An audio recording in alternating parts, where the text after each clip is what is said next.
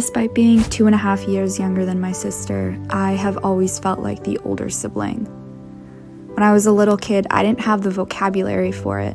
I didn't know what an intellectual disability was, but I put myself into a caretaker role and grew up looking after her. When I was younger, it was a lot harder for me to have my own life separate from my sister's because I got schlepped to all of her appointments. Physical therapy, occupational therapy, speech therapy, and doctors. But I do know which waiting rooms have the best toys. It's the Boston Children's Hospital. There was definitely a lot of resentment. My sister is not always the nicest person, and the things that she said would be genuinely hurtful. And that caused a lot of self-hatred because I knew that the way that she acted wasn't her fault, but it's hard to reconcile that. One of the more difficult things for me was being dragged to her therapeutic riding lessons. For as long as I can remember, I've loved horses. I've always wanted to ride, but for years it was my sister who got to do the one thing that I've always wanted to do and couldn't. Eventually, my sister's therapeutic riding ended, and we found a program with a trainer who let me work in exchange for riding lessons. She changed my life. I've been riding and competing and teaching riding lessons for over 10 years. And then when my sister joined a Special Olympics equestrian team, all she could talk about was how she wanted me to see her ride. I ended up surprising both her and my mother by driving 12 hours home from college to watch her compete.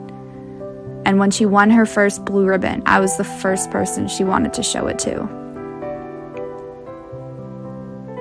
I recently became a high school teacher in an inner-city public school where I teach inclusion classes with students in the special education department. Because of my experience with my sister, I am much more mindful of my students' needs. I've learned from my sister to meet people where they are. For better or worse, my sister has taught me to put other people before myself.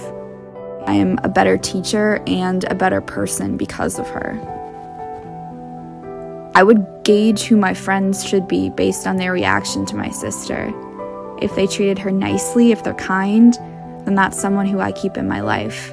She's kind of my litmus test for humanity. I ended up telling my boyfriend early on in our relationship that my sister and I are a package deal. She's my sister and I love her and I want her to have the best possible care. And there isn't anyone I trust more than myself to advocate for her. She's not his responsibility, but he had a right to know from the beginning that if this was a problem, it was never going to work out.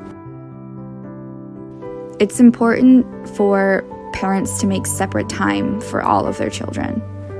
My dad used to take me and my sister on separate little weekend vacations, and it was invaluable to be able to have him to myself for a while.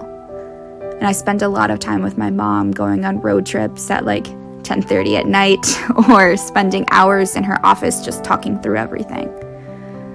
I also think it's really important for parents to give space for their children to be honest. I would have these moments where I felt like I hated my sister and I would go crying to my mother, and she has never been judgmental about it. Siblings also need to give themselves some grace. The difficulties and the problems that come with having a disability are real and genuine, but so are our emotions. You can't expect all sunshine and rainbows.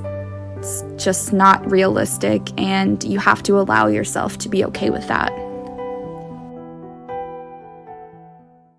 To be honest, I live in fear of my parents dying. I have no idea what my future with my sister looks like, and that absolutely terrifies me. But I'm learning that I have to just live with the fear and see where life takes us.